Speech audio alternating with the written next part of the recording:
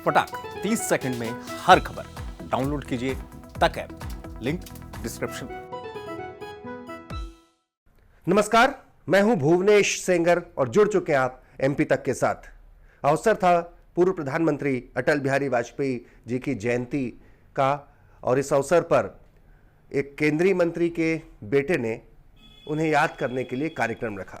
इस कार्यक्रम में जहां कवियों ने अपनी रचनाओं से अटल जी को याद किया, तो राजनीति ने अपनी गुटबाजी की वही पुरानी रस्म निभाई। जरा विस्तार से आपको बताते हैं। ग्वालियर में अटल जी की जयंती के अवसर पर एक शाम अटल जी के नाम इस कार्यक्रम का आयोजन किया गया। आयोजक थे केंद्रीय कृषि मंत्री नरेंद्र सिंह तोमर के पुत्र देवेंद्र सिंह तोमर, जो कि रामू भैया के नाम से मशहूर हैं। इस कार्यक्रम में तमाम कवियों ने अटल जी को याद किया अपनी रचनाओं के जरिए। लेकिन राजनीति की एक अपनी अलग रचना होती है, उसमें कुछ अगर यूं कहें कि राजनीति की रस्म अदायगी गुटबाजी है तो वो भी नजर आती है। मसलन चर्चा आम ये रही कि इस कार्यक्रम में नरेंद्र सिंह तोमर तो पहुंचे, उनके बेटे का आयोजन था, लेकिन ज्योतिरादित्य सिंधिया जो कि बीजेपी में केंद्रीय मंत्री हैं और उस दिन ग्वालियर में ही थे लेकिन पहुंचे नहीं, और तो और शिवराज सिंह चौहान भी नहीं पहुंचे। बहरहाल इन सब के बीच में एक तरफ ग्वालियर में जो चर्चा है ज्योतिरादित्य सिंधिया के बेटे महा आर्यमन सिंधिया के राजनीति में पदार्पण की, तो वहीं दूसरे नेता पुत्र यानी कि नरेंद्र सिंह तोमर के बेटे देवेंद्र सिंह तोमर के क्या ख्यालात हैं, इसको लेकर एमपी तक ने उनसे बात की। और जरा सुनिए, ख्यालात सुनिए, लहजा सुनिए और अंदाजे बयां सुनिए।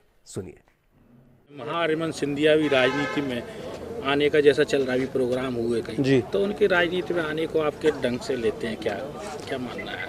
नहीं, मेरी जानकारी में भी ऐसा कुछ नहीं है। और युवा आते हैं तो अच्छी बात है, स्वागत होना चाहिए, लेकिन विचार बहुत मजबूत हो, ज़मीन पर रहें तो राजनीति में आने का मतलब है। और हवाई रहें और ग्लैमर को देख के अगर आने की, मैं हूँ चाहे कोई और हो, चाहे और भी लोग काम करते हैं पार्टी में या करने के बारे में सोचते हैं, वो ग्लैमर को देख के आएंगे तो निश्चित तौर पर उनको निराशा ही हाथ लगेगी। क्योंकि राजनीति आपसे त्याग मांगती है, समर्पण मांगती है, ईमानदारी मांगती है और ज़मीन पर रहना मांगती है। तो ज़मीन पर रहना हर किसी के वश में होता नहीं है, क्योंकि अगर ज़मीन पर रहना है तो आपको ज़मीन से जुड़ना पड़ेगा। और अभिनय करना है तो अभी 1 साल कर लोगे, 1.5 साल कर लोगे, 3 साल कर लोगे, जनता भी समझ जाएगी और आप भी समझ जाएंगे कि आप अभिनय ही कर रहे थे, ज़्यादा दिन तक ज़मीन से जोड़कर नहीं रह सकते आप। क्योंकि ग्वालियर में निश्चित ही दोनों केंद्रीय मंत्री हैं, दोनों केंद्रीय मंत्री के पुत्रों की चर्चा होती रहती है। मैं तो 2008-9 से पार्टी का सदस्य हूँ, ठीक है। मैं कोशिश करता हूँ मर्यादित तरीके से काम करूँ और उसी तरीके से काम करने का प्रयास करता हूँ। तो देखा आपने किस तरीके से देवेंद्र सिंह तोमर यानी कि रामू भैया न केवल नसीहत दे रहे हैं बल्कि ये भी बता रहे हैं कि वो कब से ज़मीनी तौर पर भारतीय जनता पार्टी के एक निष्ठावान कार्यकर्ता के तौर पर काम कर रहे हैं। राजनीति में कही गई बातें बहुत दूर तक जाती हैं और ये तो तय है कि राजनीति में पीढ़ियों का हस्तांतरण होता ही होता है। हर नेता चाहता है, दिल से तो चाहता है, भले कह दे परिवारवाद को लेकर कुछ भी, कि उसका बेटा उसकी जगह ले। बहरहाल सियासत में इस बयान के बाद से ग्वालियर में खास तौर पर सियासत गर्म है। ग्वालियर से सर्वेश पुरोहित की रिपोर्ट।